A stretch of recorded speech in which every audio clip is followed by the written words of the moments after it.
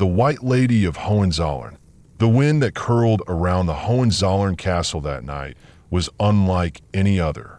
Cold, sharp, and heavy with a whisper of centuries past, it clawed at the battlements like fingers of the forgotten dead. Deep within the mountain fortress, the youngest heir of the once mighty dynasty, Count Friedrich von Hohenzollern, returned from a decade abroad, summoned by a letter sealed with blood-red wax. "Come home," it had said. "Your father lies dying, and the White Lady has been seen." Friedrich laughed when he read it. A myth, he had thought. A ghost story told by nurses and old soldiers to scare children into obedience. But now, as his carriage groaned up the ancient road toward the castle gates, the air grew colder and his certainty waned. He arrived at midnight. The castle loomed high above, its towers piercing the stormy sky. The drawbridge creaked down over the dry moat, and a single lantern flickered on the wall. Waiting there, pale and silent, was Hausmeister Ulrich, the steward who had served 3 generations of Friedrich's family. "She's been seen 3 times this week," Ulrich murmured as he led the way through the stone corridors. "Always in white, always before death." Friedrich's boots echoed down the long hallway, the ancient portraits watching him with sunken eyes.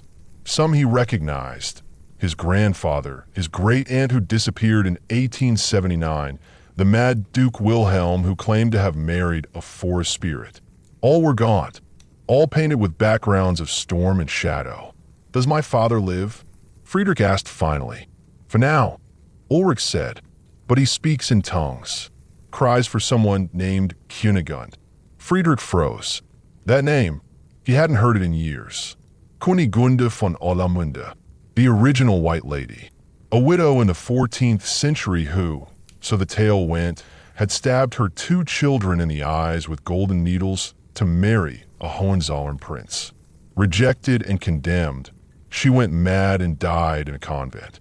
Since then, she had haunted the family, appearing in white robes before tragedy struck. It was superstition, nonsense. And yet, as Friedrich passed the Hall of Shields, a faint scent of roses drifted in the air. He stopped. The scent grew stronger. He turned. No one was there, but he heard it. A soft sigh, like a woman weeping behind a closed door. He reached his father's chamber to find it cloaked in red drapery, candlelight flickering on the tapestries. The old man lay still, his eyes wide and glassy. A priest murmured prayers beside him. "Father," Friedrich whispered. The old man twitched. His eyes locked onto Friedrich's, and his cracked lips moved. "She walks again," he rasped. The sins are not buried. He died before dawn." The funeral was held in the family crypt beneath the castle, an ossuary carved into black rock. As the sarcophagus was sealed, Friedrich noticed something strange. The stone behind the altar had been disturbed. A hidden passage? He made a note to return alone. That night, sleep eluded him. The castle creaked and groaned with the wind, and a cold draft wafted under his door. Rising, he followed the air down the corridor. There at the far end, by the window facing the forest, stood a woman.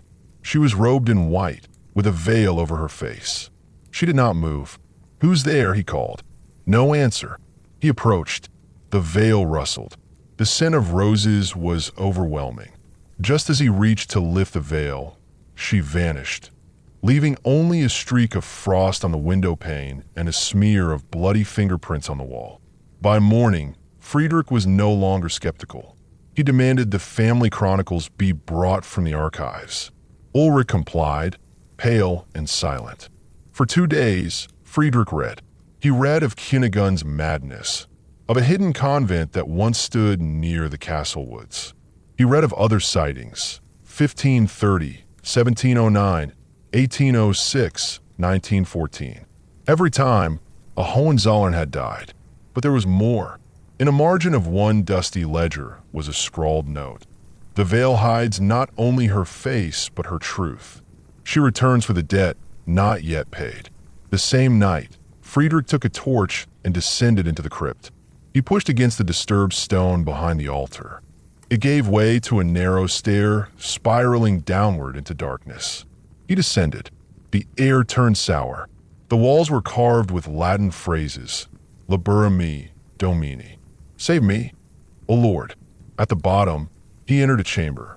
It was circular, lined with the bones of children, skulls no bigger than apples, stacked in neat pyramids. In the center stood a stone basin filled with stagnant water. A whisper brushed his ear. Do you see what they hid? Friedrich turned and saw her again. The White Lady, Kunigunde. This time, she did not vanish. She lifted her veil. Her eyes were empty sockets. Her mouth bled constantly. You carry his name, she said. You carry his guilt. I'm not him, Friedrich stammered. But you are of him, and the pact was never broken. What pact? She raised a bloodied hand and touched his forehead.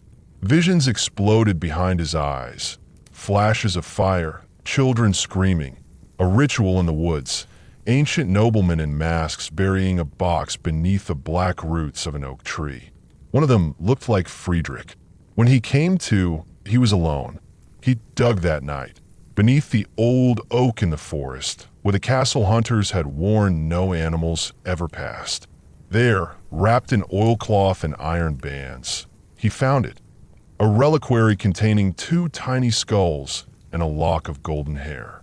He took them to the chapel and buried them properly with prayers and offerings. The next night, she came again. Thank you, she whispered, but one debt remains. Friedrich didn't sleep again. Weeks passed. His relatives arrived to discuss inheritance, but Friedrich avoided them. His dreams were haunted. He saw Kunigunde always walking the halls, her veil fluttering. Sometimes she was weeping. Sometimes she stared straight at him. One by one, the other heirs left the castle. Then Ulrich vanished.